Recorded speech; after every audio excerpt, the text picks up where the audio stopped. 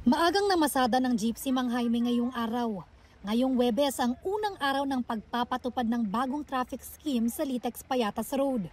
Ayon sa QCLGU, ipinatutupad ito ng Barangay Commonwealth para masolusyonan ang masikip na daloy ng trapiko sa lugar. Sa bagong traffic scheme, bawal nang pumasok o kumanan sa Soliven o Luna Street ang mga motoristang galing sa Montalban, Rizal. Diretso na ang mga sasakyan sa Litex Payatas Road hanggang IBP Road. Kung galing naman kayong Commonwealth Avenue papuntang Montalban, Rizal, hindi na pwedeng pumasok o kumanan sa IBP Road. Diretso na lang sa Commonwealth Avenue at saka papasok o kakanan sa Soliven o Luna Street hanggang sa kanto ng Litex Payatas Road. At sa mga galing IBP Road patungong Montalban, Rizal, hindi na pwedeng pumasok o kumanan sa kanto ng Litex Payatas Road.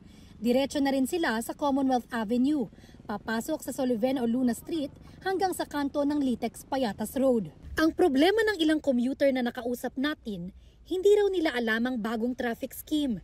Kaya nag-aabang pa rin sila sa mga lugar na hindi na dapat pinapasukan ng mga pampasaherong sasakyan.